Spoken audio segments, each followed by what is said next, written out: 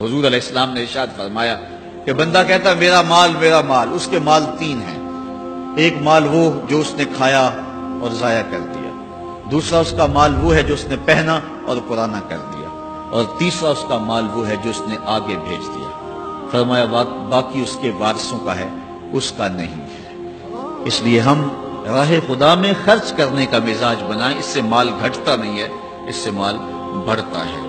بلکہ جب راہ خدا کے اندر ہم خرچ کرتے ہیں تو ہمارا جو دوسرا مال ہے وہ بھی پاک ہو جاتا ہے۔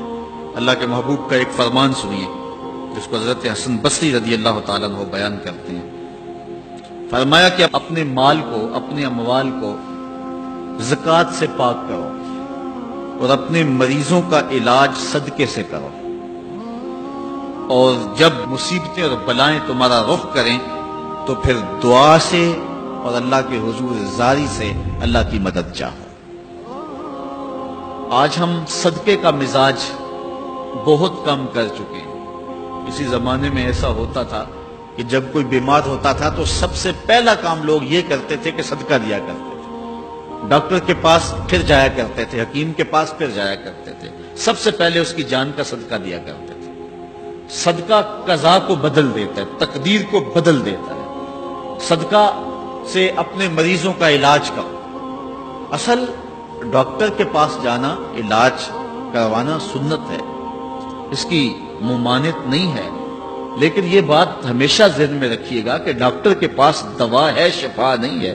شفا اللہ کے دستے کرم میں ہے۔ اس لیے جب بھی بیمار ہو جاؤ تو پہلے صدقہ کرو اور پھر ڈاکٹر کے پاس جاؤ، اللہ اس صدقے کی برکت سے ڈاکٹر کی دوا میں شفا رکھ دے گا، کیونکہ شفا تو اس کے حکم میں نا، چیزوں میں تو شفا نہیں ہے، وہ تو اس نے حکم جہاں دے دیا وہاں شفا ہے۔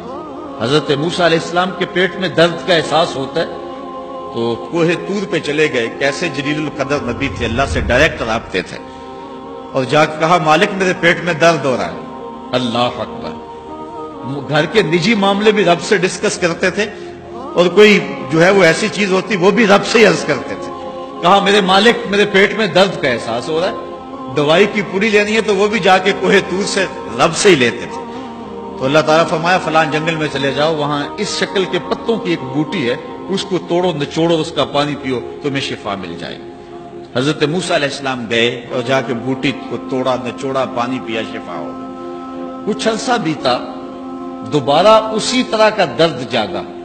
اب نسخہ تو ذہن میں تھا، کوہ طور پہ نہ گئے، اس جنگل میں چلے گئے اور جا کے بوٹی کو توڑا، اس کے پتے نچوڑے، پانی نکالا، پیا، لیکن درد اور زیادہ بڑھ جاتا۔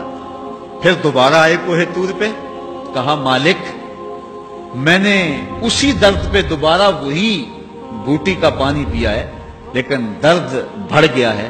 کہا موسیٰ اب جو آئے ہو کوہ طور پہ پہلے ہی آ جاتے۔ تو عرض کی مالک بوٹی بھی وہی اور درد بھی وہی۔ فرمایا سب کچھ وہی ہے لیکن پہلے میرا حکم تھا، اب میرا حکم ساتھ شامل نہیں تھا۔ شفا بوٹے میں نہیں رکھی، شفا تو میرے حکم میں رکھی ہوئی۔ اس لیے ڈاکٹر کے پاس جاؤ، حکیم کے پاس جاؤ، لیکن شفا اللہ سے مانگو، کہ شفا ہمیں دینے والا وہ ہے، وہ ایک وسیلہ ہے، ایک ظاہری طریقہ ہے۔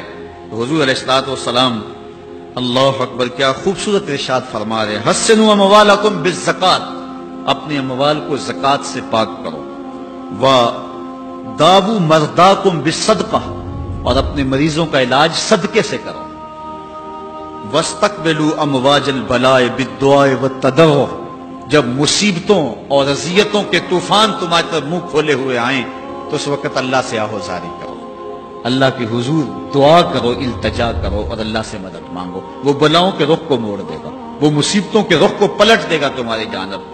لیکن جب تم یہ مزاج نہیں رکھو گے تو مصیبتوں پر مصیبتیں آتی رہیں گی۔